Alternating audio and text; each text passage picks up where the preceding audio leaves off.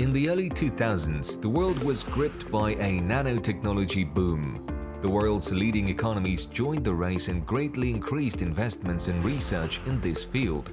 People mistakenly consider nano industry as a very narrow range of high-tech solutions, such as nano-robots or miniature components. In fact, this industry includes all enterprises where nanotechnology is a determining factor in the production process. This includes certain areas of petrochemistry, metallurgy, and synthesis of radiopharmaceuticals. Production of ceramic materials can also be included in the industry, although at first glance it may seem that it has nothing to do with nanotechnology.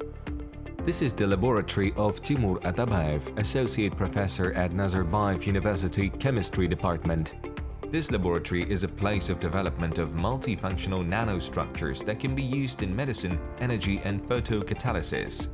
One of the projects involves nanomaterials with antibacterial properties.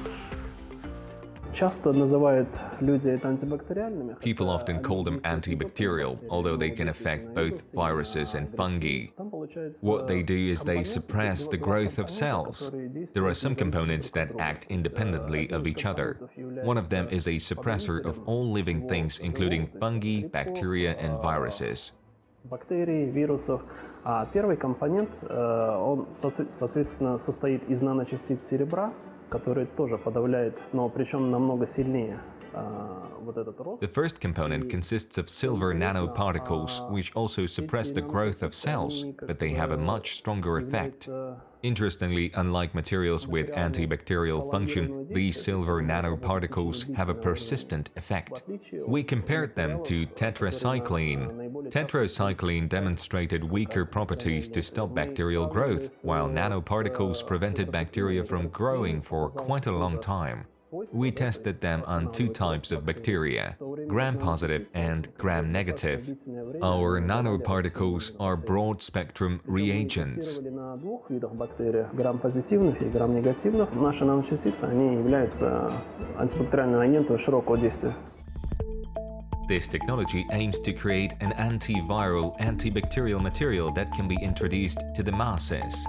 After all, existing antiseptics can only cope with certain types of bacteria and protect for a limited period of time, while the new product ensures protection for up to several years.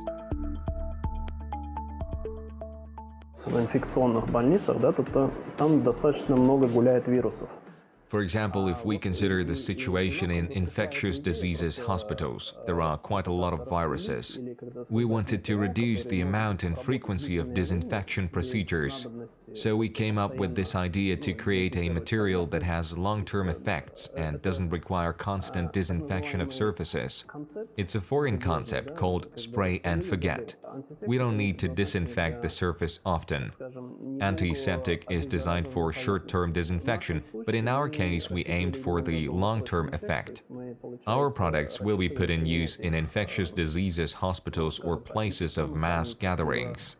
The effect will last for quite a long time. It's almost like painting a wall. According to experts, this development is unique on the scale of the entire CIS region. At the same time, it is not very costly for mass production since the materials are available. At the moment, universities in Japan, South Korea, and the USA are working on similar developments. However, there are none in Central Asia or Russia yet. What we're doing here is really unique.